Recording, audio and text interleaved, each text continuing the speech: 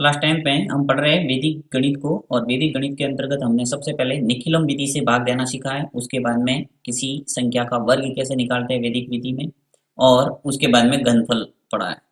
Next पढ़ते हैं दवजांग विधि से भाग कैसे देते हैं, और ये सबसे इम्पोर्टेंट है। इससे संबंधित पूरे पूरे सान से बोर्ड परीक्षा में प्रश्न आने के, तो आपको ये सीखना जरूरी है कि दवजांग विधि से किसी संख्या का भाग कैसे देते हैं। बहुत ही सरल है, देखिए इसके हर स्टेप को आपको अच्छे ढंग से समझना है, फिर आप कोई भी संख्या आए उसका इजीली भाग दे पाएंगे। तो चलिए मैं सबसे पहले प्रश्न लेता हूँ। पहला पहला प्रश्न दे रखा है 4532 में आपको 112 का भाग देना है।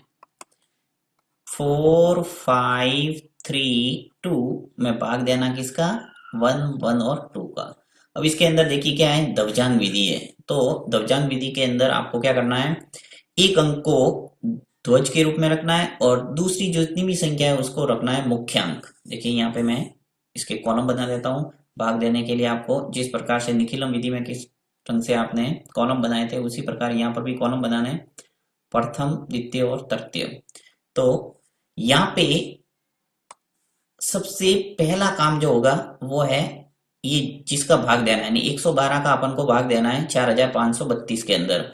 तो यहाँ पे जो भाजक है उसको लिखना है यहाँ इस पहले वाले कॉलम में। तो कैसे लिखता हूँ, देखिए मैं 11 को तो लिखता हूँ नीचे, और ये 2 है उसको लिखता हूँ ऊपर। यानी यहाँ पे इकाई, दाई और सैकड़ा था, तो ये जो इकाई अंक है वो तो मैंने ऊपर लिख लिया और बाकी जितने भी अंक थे वो लिख लिया नीचे। ये जो अंक है 2, इसको कहा जाता है ध्वजांक। ध्वजांक। पहले सवाल में पूरा टाइम लूंगा मैं ताकि आपको अच्छे ढंग से समझ में आ जाए, और उसके बाद में थोड़ा फास्ट बताऊंगा जिससे आपका टाइम है वो वेस्ट नहीं होगा। देखिए कैसे, सबसे पहला 2 अंक हो गया ये ध्वजांक, और ये 11 है वो क्या है, मुख्यांक है। तो यहाँ लिख लेते हैं मुख्यांक। ओके। अब आपको क्या करना है कि 4532 को लिखना है। अब किस ढंग से लिखना है वो आपको ध्यान रखना है कि ध्वजांक के रूप में जितने अंक रखे हैं, यानी एक अंक रखा है, और हमेशा आपको फिक्स दिमाग में रखना है कि एक अंक ही रखना है ताकि आपके जो भाग है वो देने में सुविधा रहेगी। तो यहाँ पे ध्वजांक के रूप में एक अंक रखा मैंने, तो एक अंक इस भाज्य का, यानी जिसके अंदर भाग देना उसका एक अंक, यानी इकाई अंक है वो इसके अंदर रखना है, और बाकी जितनी भी संख्या बचती है वो आपको मध्य में लिखना है। तो देखिए यहाँ पे मैं लिखता हूँ 4532 है, इसका इकाई अंक है 2, वो 2 लिखना है यहाँ पे, और बाकी पीछे बचे 3, 5 और 4, उसको मैं लिख रहा हूँ यहाँ पे। तो 4, 5 और 3 दूर दूर लिखना है, जिससे आपके जो शेषफल है वो लिखने में आसानी रहेगी। अब देखो आपको क्या करना है, नीचे लाइन खींच लेता हूँ।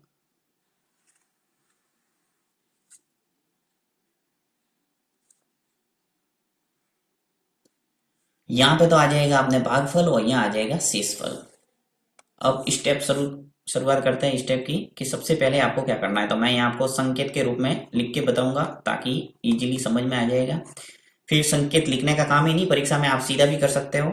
फर्स्ट स्टेप में क्या करना है, देखिए सबसे पहला काम है अपना, यहाँ पे 4, 5, 3 है, उसमें से पहले पहले अंक में देखना है कि भाग जा रहा है या नहीं जा रहा है। किसका भाग देखना है, मुख्यांक का हमेशा भाग देंगे और ध्वजांक से निकालेंगे संशोधित भाज्य। तो देखिए सबसे पहले जो मुख्यांक है यहाँ पे 11 है, और इस 11 का भाग 4 में जा रहा है या नहीं जा रहा है देखना है। 4 में नहीं जाता तो अपन भाग कैसे देते हैं, साधारण उसी प्रकार एक अंक में नहीं जाता तो क्या करते हैं, 2 अंक लेते हैं शामिल। उसी प्रकार यहाँ पर भी 2 अंकों को शामिल करना है। तो 2 अंक कौन क्या शामिल होके क्या बन गया, 45।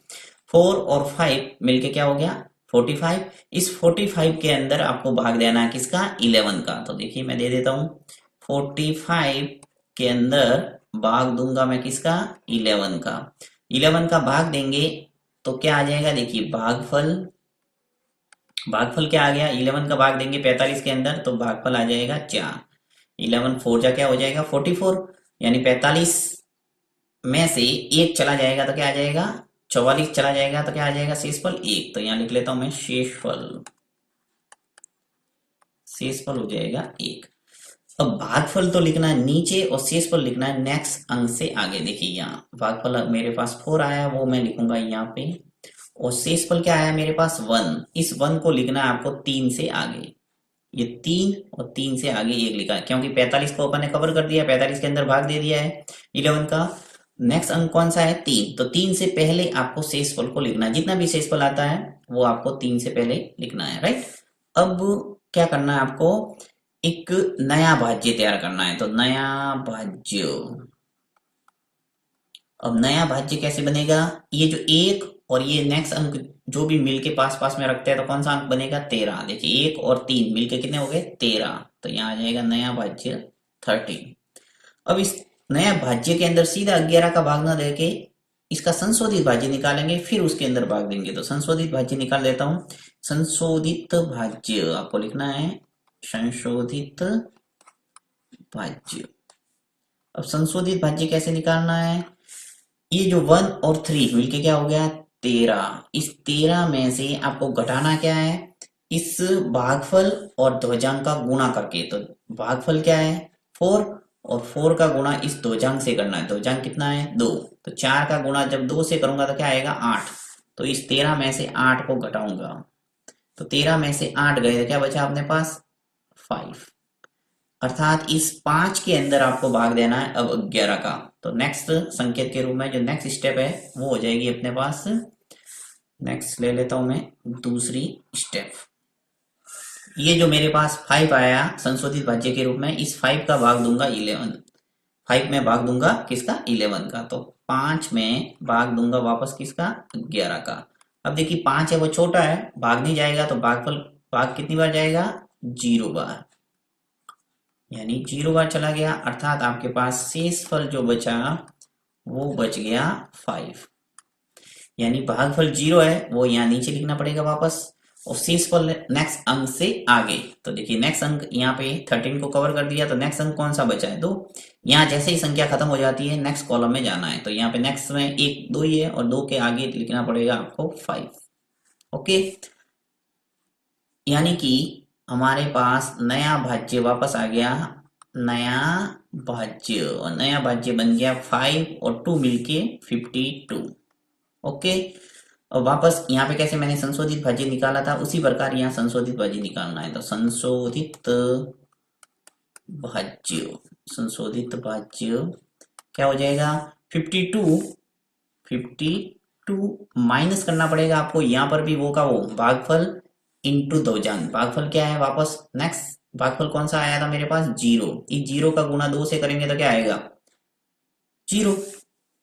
तो 52 में से 0 गया तो क्या बचा अपने पास? 52। अर्थात अपने पास जो संशोधित भाज्य आया वो का वो आपको नीचे यहाँ पे लिखना है शेषफल की जगह। तो 52। कहने का अर्थ ये है कि इस कॉलम में पहुंचने के बाद, यानी तृतीय कॉलम, ये जो कॉलम है इस कॉलम में पहुंचने के बाद आपको संशोधित भाज्य में भाग नहीं देना है। संशोधित भाज्य आएगा वो ही आपके शेषफल हो जाएगा। अर्थात आपके उत्तर आ गया कि भागफल तो हो गया 4 और 0 40, और शेषफल आ गया आपके पास 52। ओके, इस ढंग से आपको ध्वजांक विधि से भाग देना है। यहाँ पर इस सवाल के अंदर कोई कंफ्यूजन अगर रहा है आपके, तो नेक्स्ट सवाल में वो क्लियर हो जाएगा। तो चलिए सेकंड प्रश्न करते हैं, जिससे बिल्कुल क्लियर हो जाएगा कि ध्वजांक विधि से कैसे भाग देते हैं। मैं लेता हूं नेक्स्ट सवाल। नेक्स्ट है अपने दूसरा प्रश्न, 1234 के अंदर भाग देना किसका? 42 का। तो चलिए मैं यहाँ सेकंड प्रश्न ले लेता हूँ। 1 2 3 4 डिवाइडेड बाय 42। ओके, चलिए यहाँ पे जल्दी से कॉलम बना लेता हूँ मैं।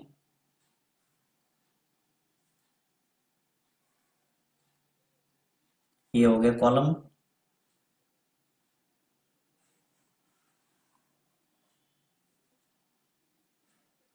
इस ढंग से आपको कॉलम बनाने पड़ेंगे सब, हर सवाल के अंदर जो भी भाग वाला है उस भाग में सब में ऐसा ही कॉलम बनाना आपको, प्रथम खंड, द्वितीय खंड और तृतीय खंड। अब आपको लिखना है कि प्रथम खंड के अंदर लिखना है भाजक को। भाजक को कैसे लिखना है? ध्वजांक और मुख्यांक के रूप में। तो यहाँ पे लिख लेता हूं मैं ध्वजांक। ध्वजांक, ध्वजांक के रूप में मैंने आपको बताया कि हमेशा एक अंक रखना है, यानी 42 का भाग देना है। तो इसका जो इकाई अंक है यानी 2, ये हो जाएगा ध्वजांक 2। और पीछे जितने भी बचते हैं, चाहे 2 अंक, या तो आपके 3 अंक वाला प्रश्न आएगा या फिर 2 अंक वाला आएगा, बस ये ध्यान रखना। तो 2 अंक का है तो आपके डबल डिजिट में रह जाएगा मुख्यांक, और यदि सिंग डबल डिजिट में जैसे 42 है तो इसमें 1 अंक रह जाएगा अपने मुख्यांक के रूप में। तो यहाँ लिख लेता हूं मुख्यांक, मुख्यांक हो जाएगा 4। अब बात होती है कि भाज्य जिसके अंदर भाग देना है उसको कैसे लिखा जाए, राइट।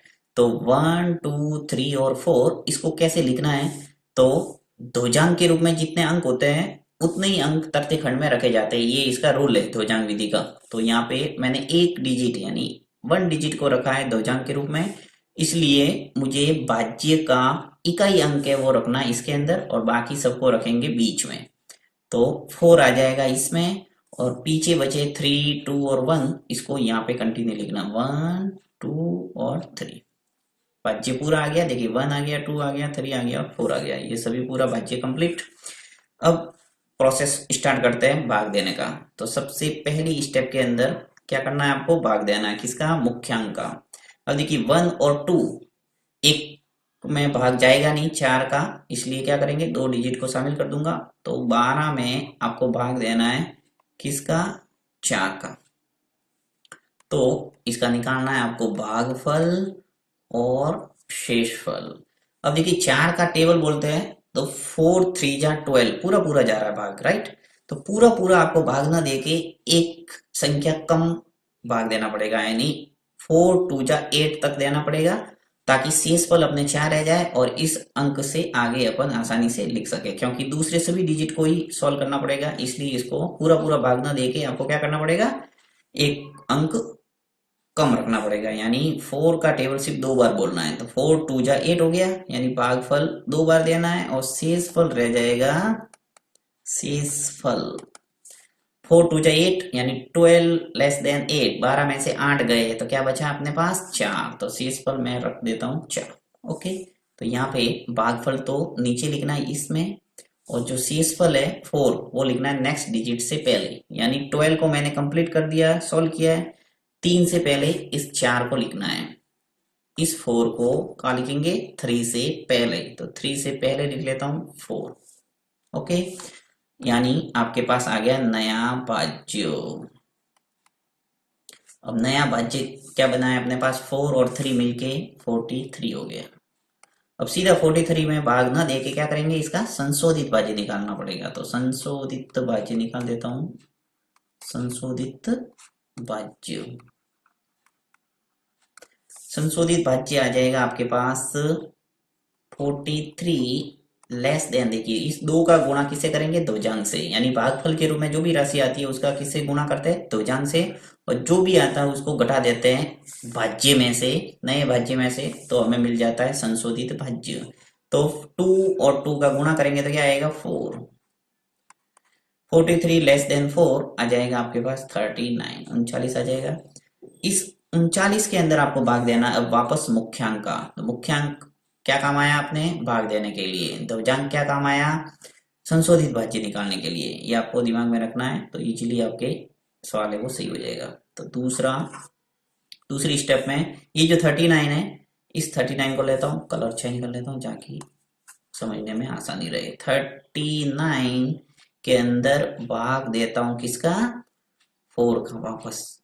अब 4 का भाग देंगे कितनी बार जाएगा,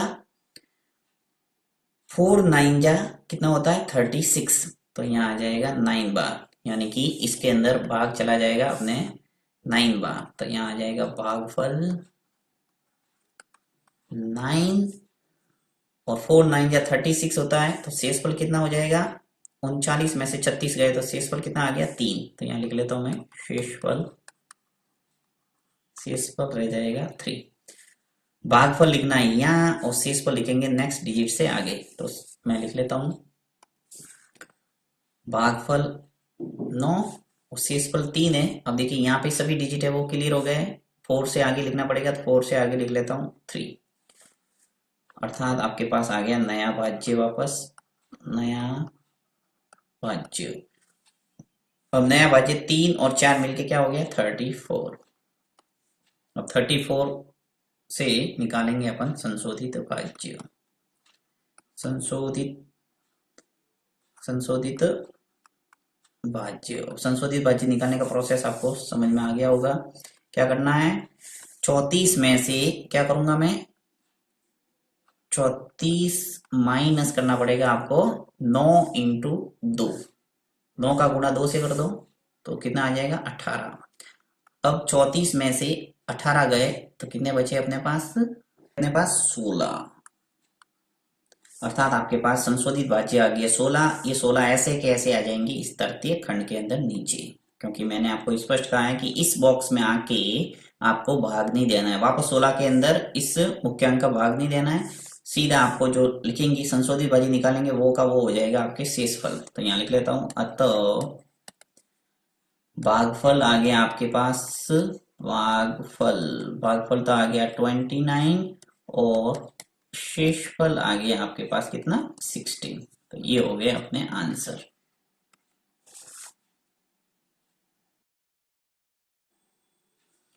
अब जो तीसरा प्रश्न है 9, 8, 7, 6 और 5 डिवाइडेड बाय 87, ये प्रश्न आपके लिए मैं छोड़ रहा हूं, आपको सॉल्व करना है इसी मेथड से, इसी प्रकार से होगा। यदि आपको किसी प्रकार की कोई समस्या आती है तो कमेंट बॉक्स में लिखना, वापस मैं इसका सॉल्यूशन आपको करके बता दूंगा।